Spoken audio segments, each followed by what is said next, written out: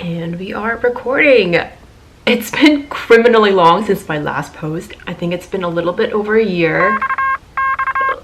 Yeah, I'm pretty sure it's been over a year. So we have a lot to catch up on today. Make sure to grab your tea or coffee or whatever drink you have in your hand, because I'm about to tell you everything that's happened then and now in between, why I'm here today and why I'm posting again. I have my tea ready and I'm about to spill it for you guys.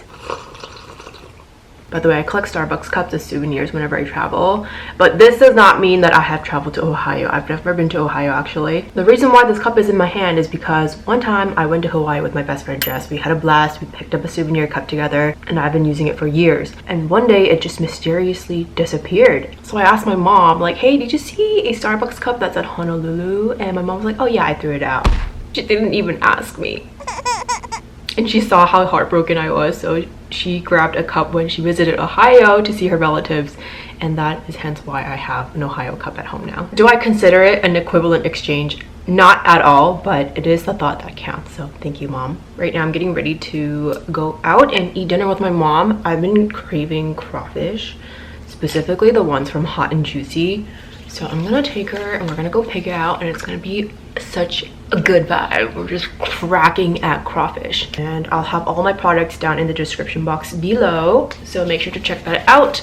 And with that, let's begin. I freaking wrote down an agenda for you guys, so we're gonna get through this together as I put on my makeup. Oh, hold on.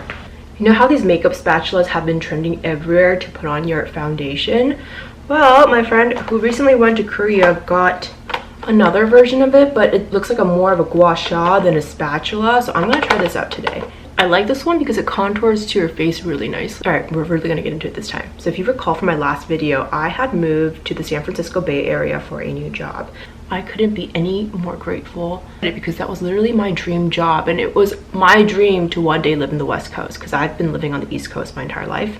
So for that move, I felt more excited than nervous. I don't think I was even nervous at all. I just wanted to get out of here, but that meant leaving my family behind, friends, my boyfriend, like everything, right? Like, so I moved into a studio by myself. I was being that independent boss ass bitch girl, and I would go on Bumble dates to meet new people, hang out with coworkers. Like, I was being a social butterfly, okay? And frankly, I had a blast and meeting new people, exploring a new city, heck, an even new state, traveling everywhere, and like good food, good vibes, good people, so much talent. I felt like I was on cloud 9. It was wonderful. But as with good things in life, what goes up must come down, am I right? And at one point no, I'm sorry, there is a generator behind this window. It makes the most obnoxious noise. I will get a mic soon, so bear with me. And at one point, I just mentally crashed and burned. You know, I always suspected that I had some level of depression and anxiety, and I never really took care of myself, and it wasn't really encouraged to take care of mental health in my household growing up. So I kind of ignored the signs and warnings for like my entire life. And I think under the stress of just so many new things happening in my life, like new city, new friends, new job, like whatever, I felt overwhelmed. And with the state of things being constantly like go, go, go, go, go, I think my mental health just crumbled. And I realized, geez, I really need to start taking care of my mental health, because I am physically debilitated as well as being mentally drained. And at one point it got so bad that I just couldn't get out of bed. I couldn't talk to people. I would just cry all day, not being able to eat, just do the normal things in life that you should be able to do. And this is why taking care of your mental health is so important, because it does eventually affect your physical health. So I had to take a breather from that life. I kind of isolated myself. And at that time, my office didn't mandate return to office policy just yet. So it worked out nicely for me, but I was basically holed up in my studio, living like a hermit, just crying, FaceTiming my boyfriend every day, telling how miserable I was in the city that I loved so much. And he helped me find a therapist, which I'm so thankful for. Like, if you're watching this, thank you, because that was a big turning point for me. Therapy itself didn't heal me, but it helped me start recognizing issues that I needed to work on. My therapist and I worked a lot into pulling back on my childhood memories and really seeing how I processed childhood trauma and how that has impacted me to become the person that I am today and what kind of triggers I have. It helped me understand myself better. So I highly recommend therapy. It is, even if you don't think you need therapy, I still recommend it. For the longest time I thought I didn't need therapy because I was delulu and I thought I didn't have any mental health issues, but lo and behold, I did. And I really want mental health to be a comfortable conversation for everyone. Like, there's absolutely no shame in talking about it. I think mental health is the same thing as physical health. Like, if you break an arm, you go to the doctor, right? So if there's something wrong with you mentally, then you go see a doctor. That's it. Like, there should be no judgment about that. Like, if anything, kudos to you for going to see a doctor, because if you let it fester, it's just gonna get worse and worse and worse. So yeah, I just did a ton of interpersonal work with my therapist. We met once a week for an hour and I just bawled my eyes out for each session, and there was just so much pent-up feelings and emotions that I had been suppressing for the longest time, and I just finally let it out, and that just felt so good. Like, when you do cardio at the gym and you're just like in the moment, oh, I hate this, why am I putting myself through this? But after your workout, you're just like, wow, I'm glad I did that. Like, that's what therapy feels like for me. Mental cardio, essentially. And after a few months of therapy, my depression actually got worse. And I think that was because every week I was just talking about my trauma and I was feeling those feelings, you know? I was finally face to face with my traumas and all these emotions that I pent up. And I was feeling them every single day.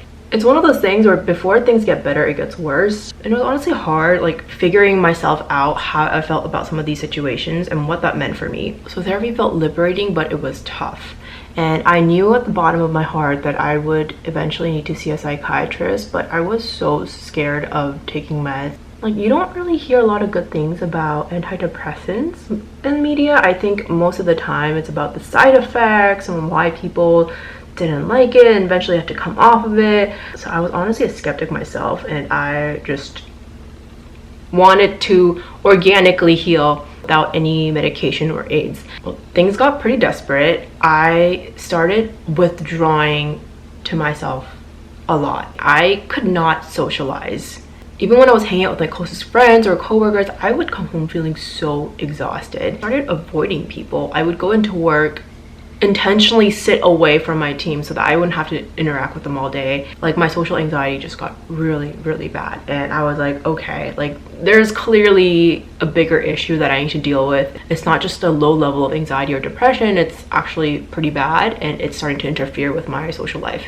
And again, with the help of my boyfriend and a few of my very close friends, they encouraged me to see a psychiatrist. And one of my friends told me this gold quote, and I really take this to heart and I thank her for it. It takes a whole village to cure depression.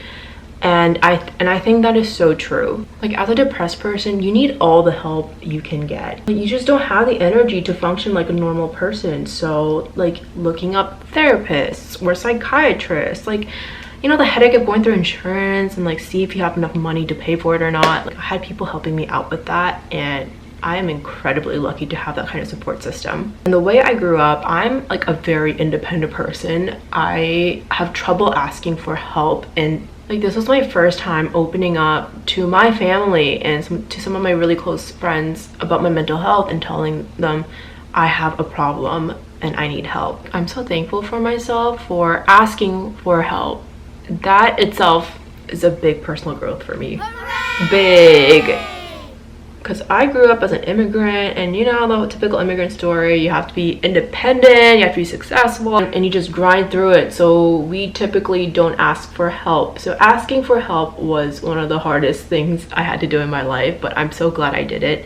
And that is how I started seeing a psychiatrist. And I got lucky with my psychiatrist too, because I actually saw a psychiatrist before this one a few years ago, but that psychiatrist made me take like a 4-hour evaluation test just to make sure she had the correct diagnosis, which in hindsight, yes, that was very good of her. But if my new psych had asked me to do the same thing, I would have chickened out. Like, I don't think I had the energy to just take a 4-hour test. Like, I can't even get out of bed and make myself a meal. How am I going to take a 4-hour test?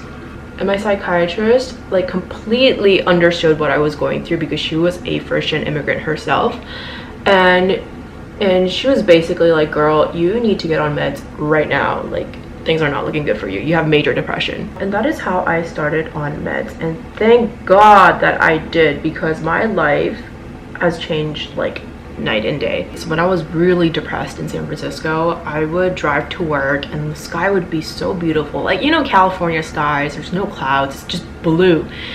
And in my head I think, why is the sky so fucking blue?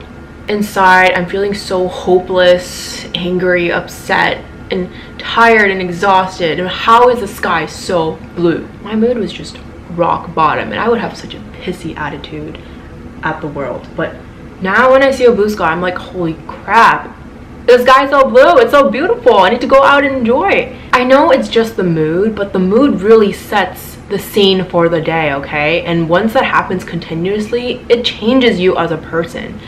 Hold up, I have to do my eye makeup off camera because I can't do it while staring at the camera.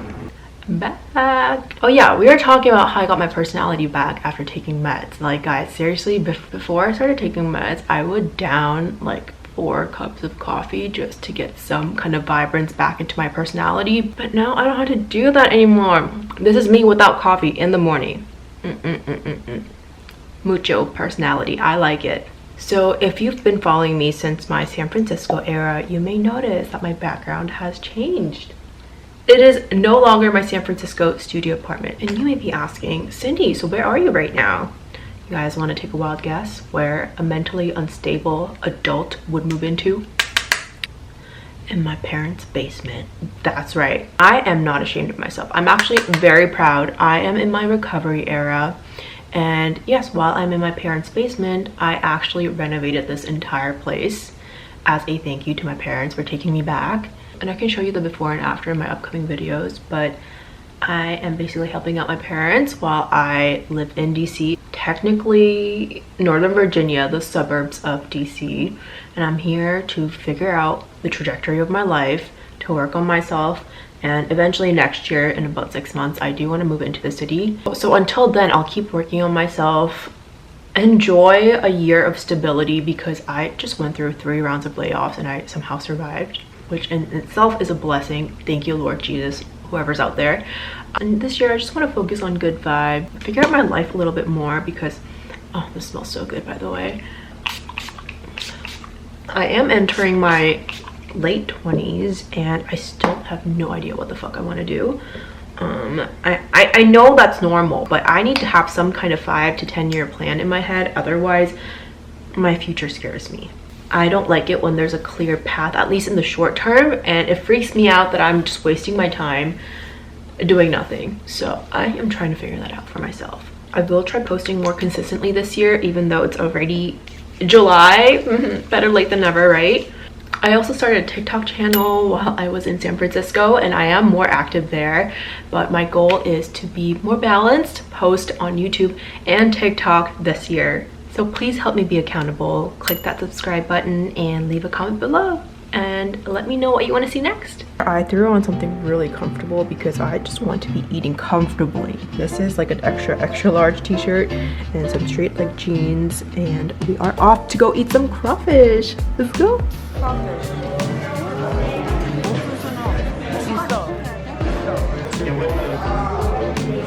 Is it good?